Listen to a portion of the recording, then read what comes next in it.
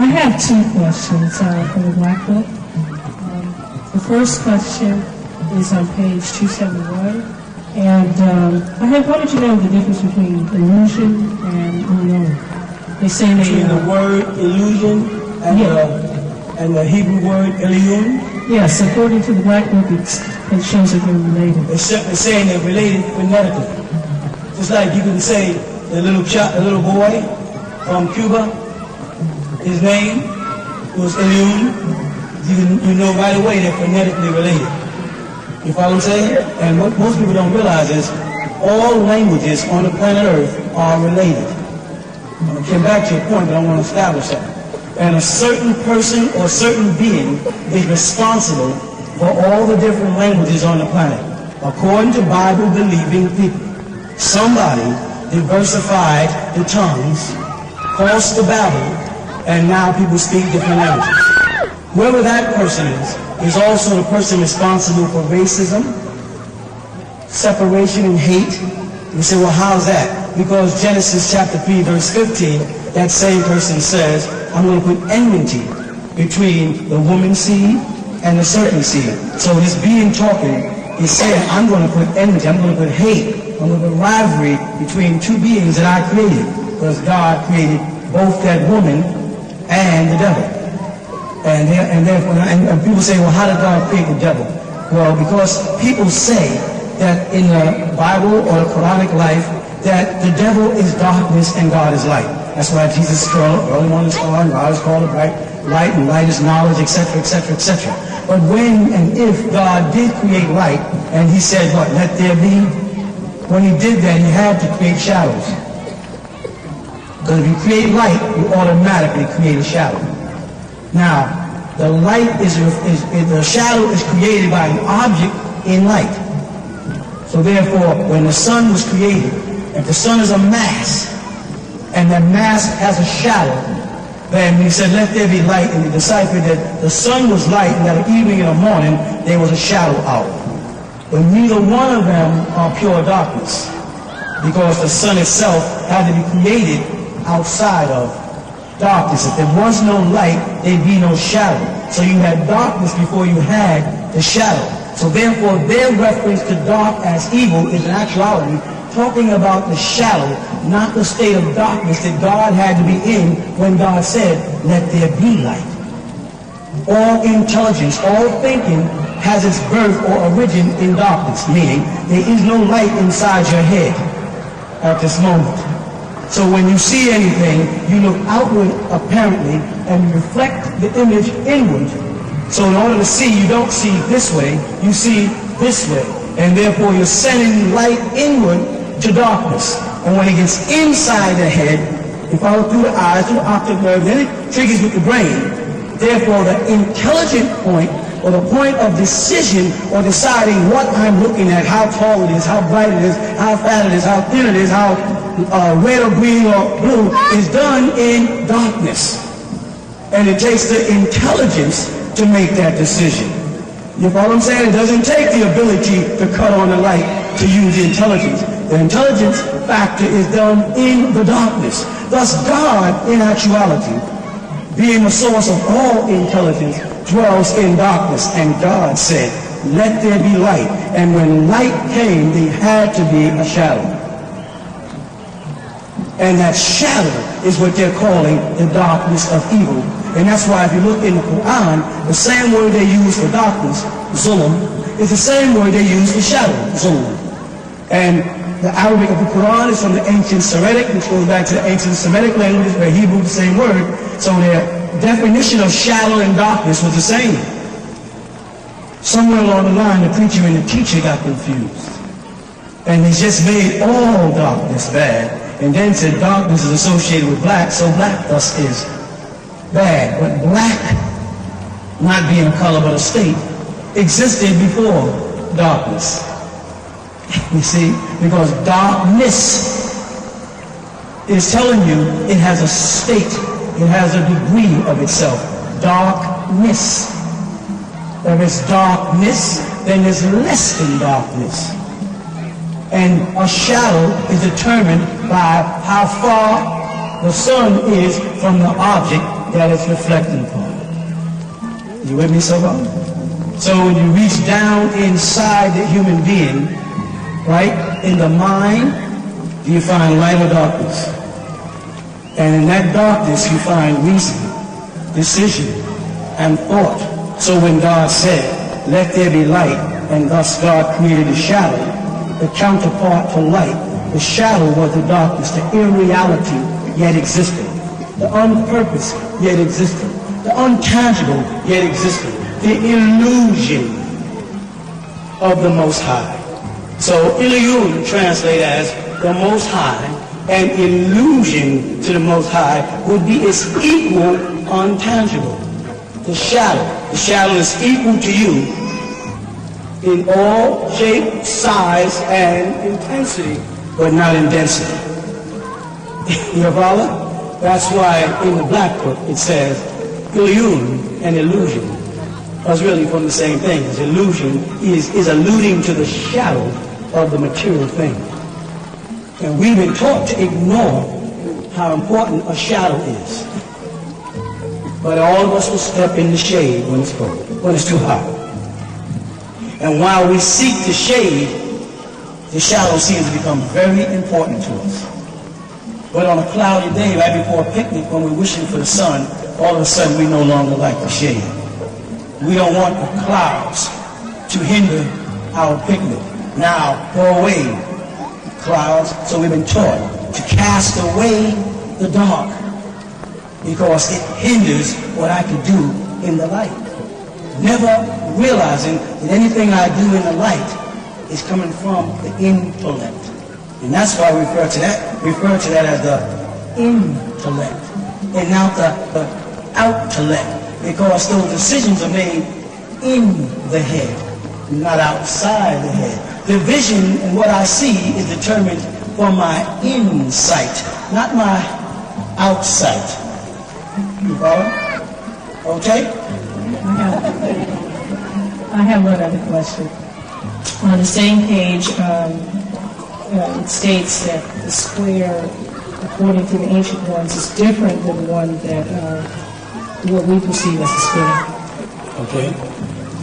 I don't want to know how. I'll tell you why. Because when we see a square, we're looking at 4 90-degree angles, right? Is that a square?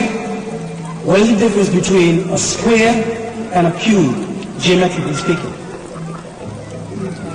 The cube has 6 sides. A cube has density, Yes. but it's still a square. And from each angle you look at it, you see a square from any direction. This is what makes it a cube. But when we look at the square, or the square, all we're looking at is a frame undefined. It has to, from that point, make a decision as to what it's going to become. But the cube has completed its journey into what it is. It becomes the cube. Or in Arabic, it becomes a Kaaba. You follow that? The square plus, now listen, does the square geometrically add up to the cube? The square gives me 4 90-degree angles. But the cube gives me how many? The 4 90-degree angles on a square, because the square doesn't have its density. It hasn't become the cube in order to create the next 4 corners. So the square gives me 300, how much is the square? 4 90 degrees? And the cube? 720. 720. If I had a blackboard in front of me, I would draw a square. And I'd get my 360 degrees. And then I would draw a cube.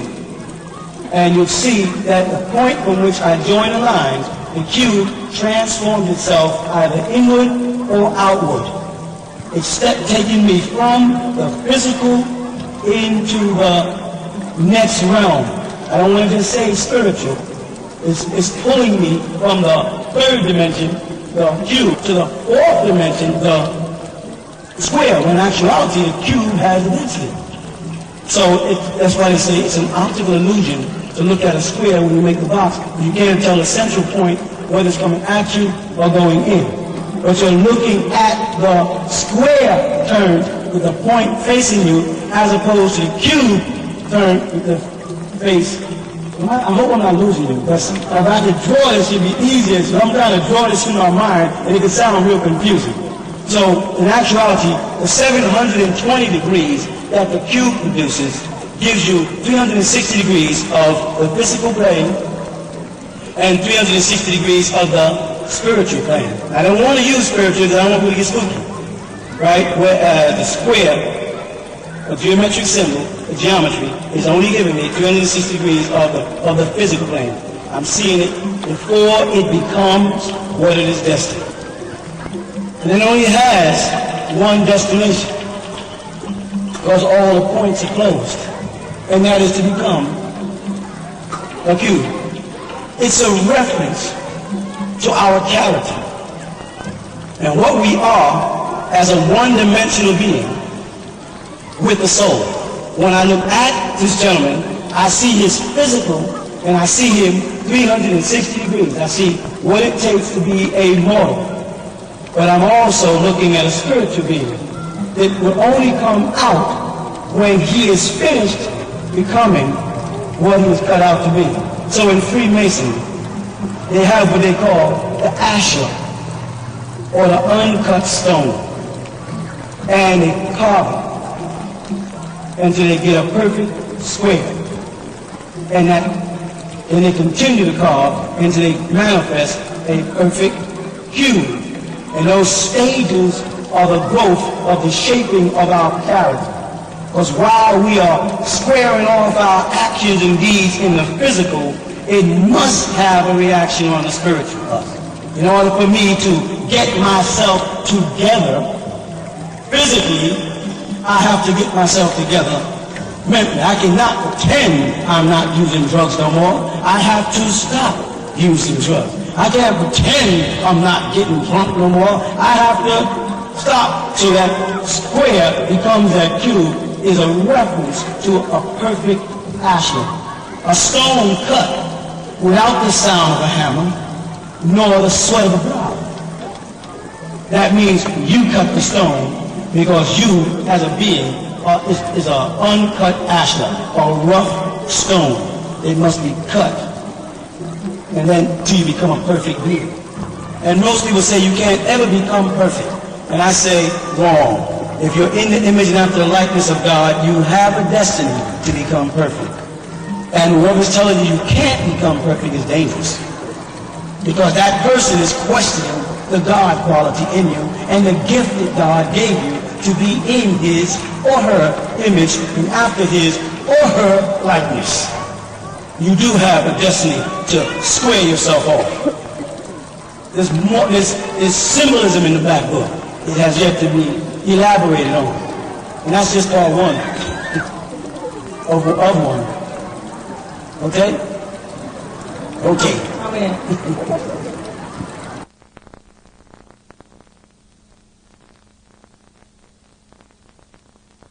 As the mysteries of Egypt intrigued you, the secrets of the pyramids and the scientists that built them, well, now you can have the secrets.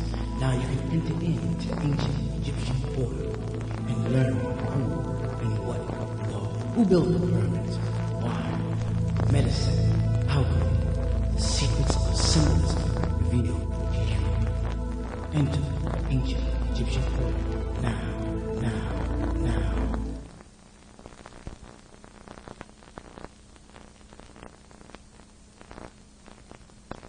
Right here. Okay, yes, but I'm not going to try to find you. Okay. Rahul Bad. I have a question. It states that raise small names. Excuse me, I don't want to be rude, but it states. Oh, excuse me, the black. Okay. Pardon me. I got to be with you. Okay, in the black book it states that raise small name is Elul. And later on in the black book it states that Enlil was called Elul. So I guess my question is, what is the connection, if any, between these two beings having the same name and between the material that we could You mean these 4 beings, don't you? four beings? Because whenever you say Ray, you're saying Atumre, Atunre, and Amunre. And it depends on what nome in ancient Egypt you were in at the time, and which one worshipped which deity. See, some, let's say in Thebes, they had Amun-Re. So they refer to Amun-Re there as Re because Amun was understood. And if you went to Memphis, they had Atum-Re. And they just referred to him as Re. So therefore, all of the Anunnaki were Re's. They all fall under the term Re. That did not apply to all of the Sumerians. All of the Neolithic Egyptians, before the word Egyptos was used, were referred to as Re. That did not refer to the dynastic period that came out of them. You know what I'm saying?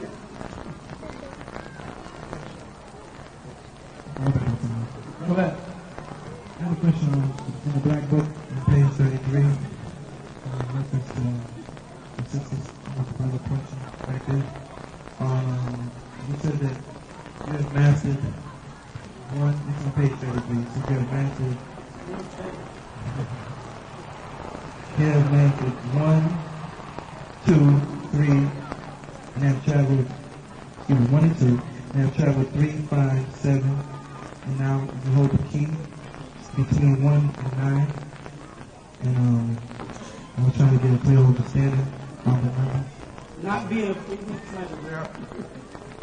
a Freemason, you might not understand. But oftentimes in Freemasonry, they might ask an individual, how old are you? And the answer is 1, 3, right, up 1, 3, or 5.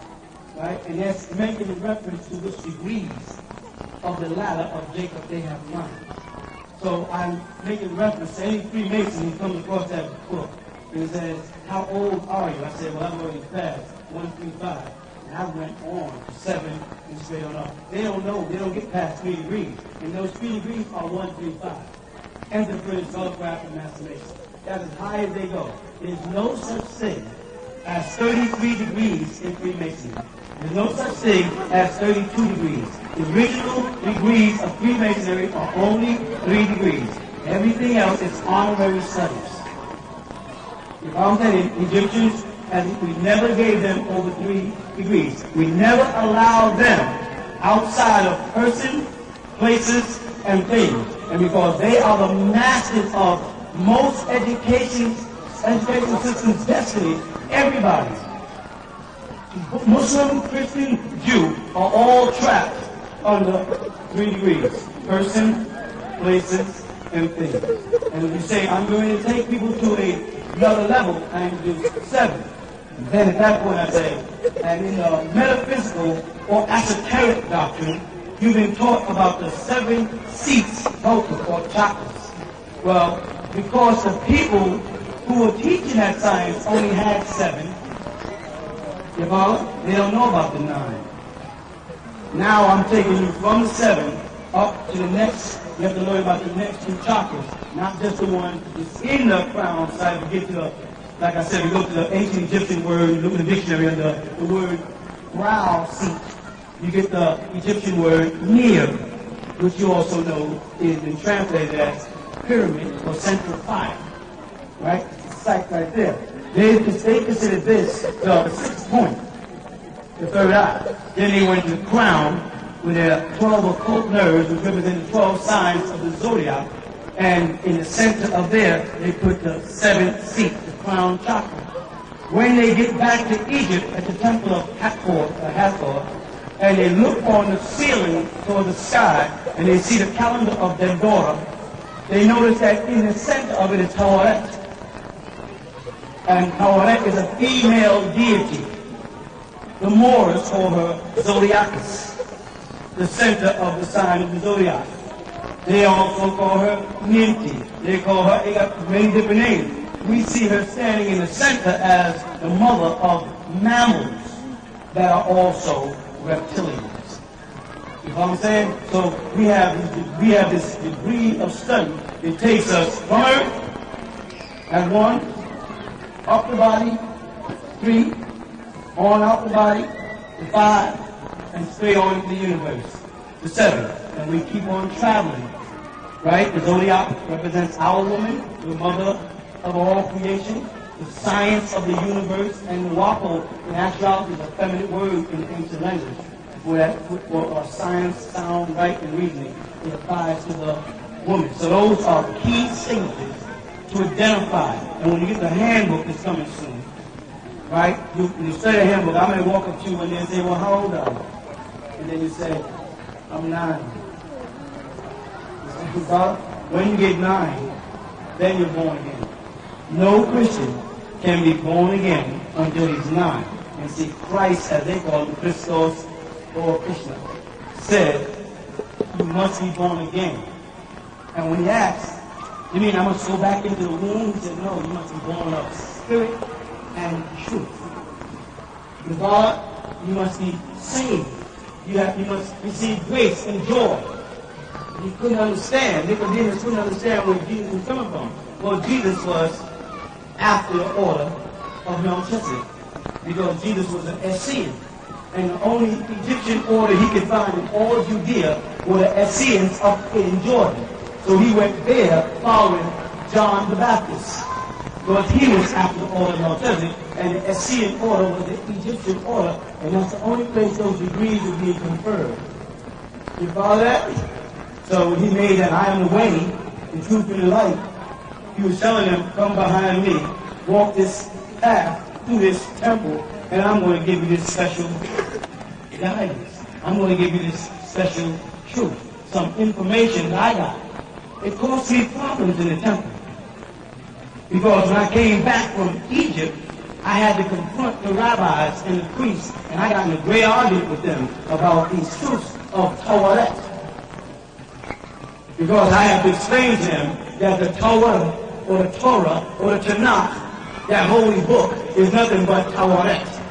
The female in the center of the zodiac, Torah. And they wasn't ready to accept the Egyptian mysteries, because they had already set up a doctrine. So he had to put aside what he learned in the ancient Egyptian order while he studied ancient Egypt and submerged himself amongst the Essenes. And at that point, he was stepping down in degrees. So you'll come around again, I promise you, and you read it and you laugh. And then I'll walk up to you sometime between now and then and say, by the way, how old are you? And you'll laugh when you answer me. When you realize how simple it is to explain and handle that thing you pass the few. Alright? But Freemasons do that. 1, 3, 5, 7. How when they call them Master Mason, they consider themselves 7. And that 7 is what? The highest point on the chakras, or the climbing of the Kundalini, the ladders of Jacob, they get to the top. And you see the Freemasonry chart, you see they have all degrees going up. And at the top they have a triangle with an eye in the triangle, and that's when you see the top, the highest so-called degree. And they'll call that 33 degrees, but the manifestation will be Hunsu. Because when they get to that so-called degree, they give you a phoenix bird looking in 2 different directions. And that's the symbol of Hunsu, the healer of ancient Egypt. And that eye is there, is looking down with it. That's the eye of Ra, it's the sun. They find out that the light, if they've been following, is really the light of the, he said, I'm the light of the world. In the Holy Quran, it says, Allah is the Nur Samawati wal Ard. Nur Samawati wal Ard. That means the light of the heaven, sky, and the earth. You become the light of the sky and the earth, you are still the light of the world, because you're referring to the sun. You can't immediately adjust that and say, the light of the heaven and earth means my mind or my intellect, because I just explained to you that intellect is conceived in darkness, inside the head where there is no light. The thoughts come in there, and then they come back out. You follow? So when he says, I am the light of the heavens and earth, the sun. So the Freemason, after all of his traveling toward the light, finds out that the light he was traveling towards was nothing more than the sun. And all the knowledge he got was nothing more than knowledge with inside this earthly range. Sciences, arts, fine arts, mathematics, geometry. And he's like puzzled. and a hand reaches down from heaven and pulls him up out the muck and mire, if he wants to step through the mass and become a god. When he becomes a god, they refer to him as a supreme grand master in the lodge, as opposed to simply a master mason or a grand master who can open and close the lodge, but does not bear the title supreme grand master. He sits in the eastern point of the lodge, and above him is the eye of God, which is in actuality Re, the sun. He now is amongst the ranks of the Egyptian deities and inherits the responsibility of conveying the message to people on earth, if they are worthy and capable of keeping the secret. And what is the secret? The secret is hidden in the name, the sacred name. What is the sacred name? What name in Egypt is a ray and deals with a secret? Huh? Amun. Amun means the hidden one, the one who keeps the secret. And so the Freemason who walks through Jah, Baal, and on, he accepts the Bible, the Quran, and the Illuminati, then finally gets the Book of Dead. He's passed through the three, what they call monotheistic religions, and each one of them, at the end of their ritual, or when the light of their ritual starts to descend or end, says, Amen, Amun, or Umain. And they all end with the same name of the same deity. And that's why in Revelation chapter 3, verse 14, he literally says, Aman, the faithful, the true. The faithful, with a definite article to make sure that you don't think they're talking about Jesus. Well, right?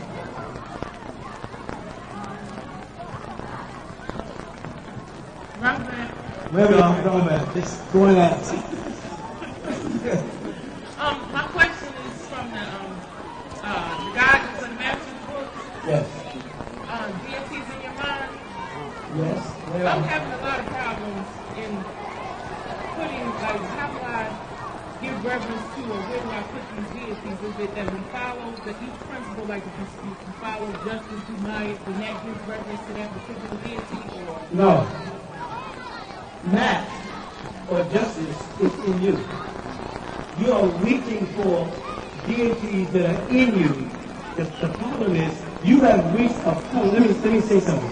When a person grows up from a baby to a certain height, right?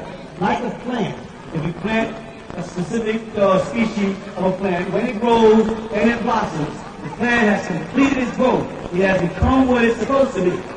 Correct? Then its next stage is dying or regression. Yeah? Everybody who is now the height they're going to ever be, like the plant, has what?